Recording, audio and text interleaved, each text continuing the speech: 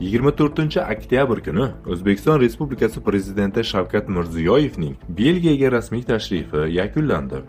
Prezident Mirziyoyev Bryussel shahrida Yevropa Kengashi prezidenti Antonio Koshta va Yevrokomissiya prezidenti Ursula von der Leyen hamda belgiyaliklar qiroli Filip bilan samarali muzokaralar o'tkazdi.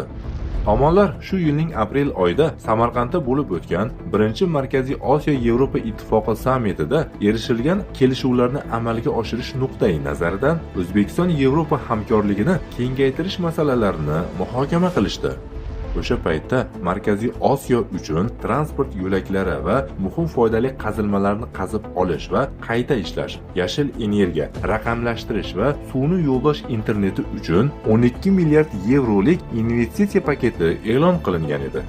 O'zbekiston va Yevropa Ittifoqi 1996-yildagi avvalgi kelishuv o'rnini bosuvchi kengaytirilgan sheriklik va hamkorlik shartnomasini imzoladilar. Yangi kelishuv kengroq masalalarni qamrab oladi. Uchrashuvlardan so'ng tomonlar qo'shma bayonot ham qabul qilishdi. Rossiya, Xitoy va AQShdan keyin Yevropa Ittifoqi Markaziy Osiyoning tabiiy boyliklari, ayniqsa muhim foydali qazilmalar uchun mustamlakachilik kurashiga kirishdi. Insoniyatning zamonaviy davrida noyob tuproq metallari raqamli iqtisodiyot uchun yoqilg'iga aylandi. Bu metallar sun'iy intellekt va qayta tiklanadigan energiya uchun asos hisoblanadi. Ushbu metallarga talabning tez o'sib borishi ularni strategik resursga aylantirdi va yirik davlatlar o'rtasida nazorat uchun shiddatli kurashni keltirib chiqardi. Noyob tuproq materiallari mustamlaka kuchlari nazorat qilish uchun raqobatlashadigan qurolga aylandi.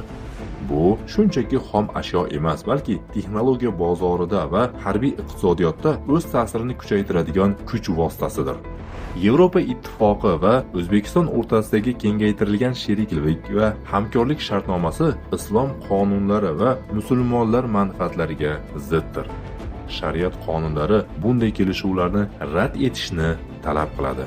Bugungi kunda musulmonlarni boyliklarini talon-taroj qilishdan faqat 2-Roshid xalifalik davlati tomonidan hayotga tatbiq qilinadigan islom mafkurasi orqali qutqarish mumkin.